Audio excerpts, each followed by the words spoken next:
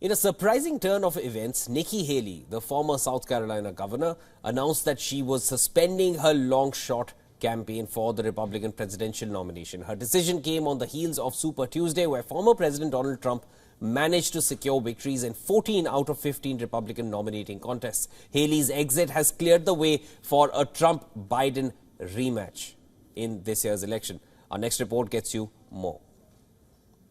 The time has now come to suspend my campaign. Nikki Haley ended her long-shot bid for the Republican presidential nomination on Wednesday.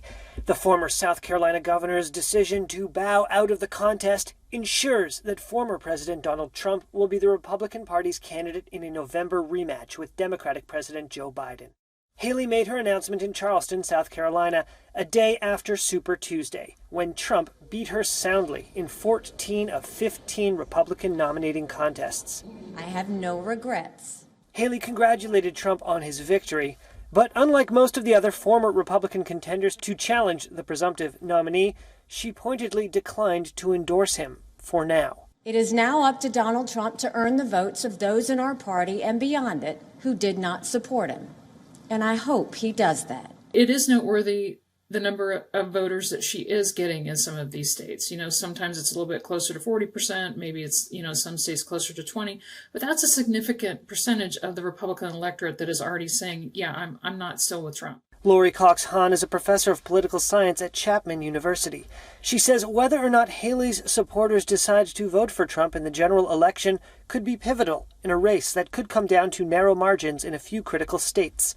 I think that is an indication that he seems to be underperforming in some of these states where some of the polls had him at going in.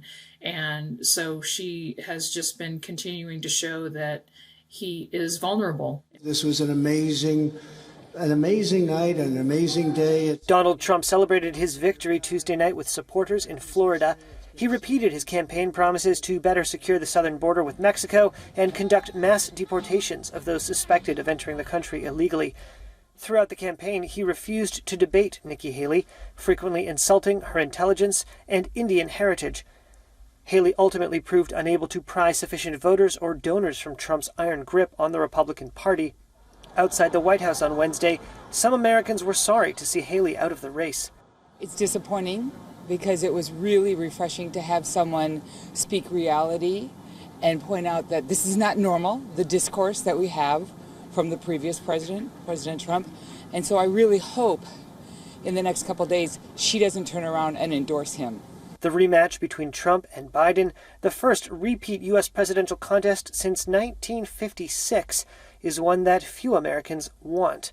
Opinion polls show both Biden and Trump have low approval ratings among voters. Now that Nikki Haley has dropped out from the presidential race, what impact will it have on the ongoing race to the presidential seat? For more on this, our correspondent Susan Tehrani sent us this report earlier from New York.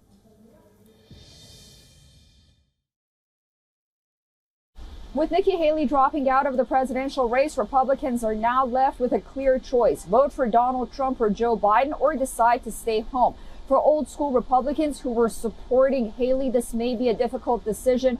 Trump's policies and controversial style was a turnoff for them. These voters may ultimately hold their nose and vote for Donald Trump, hoping for a more conservative Supreme Court and more conservative policies altogether. Others may defect to Biden, and then there is a group, they may protest and stay home. But the majority in the Republican Party agree that Donald Trump should be dominant. They've rallied around the former president's message of law and order and other policies. Some say that Haley's exit sets the stage for a general election that may test the identity and unity of the Republican Party. Others say that she may ultimately support the former president. We'll have to wait and see.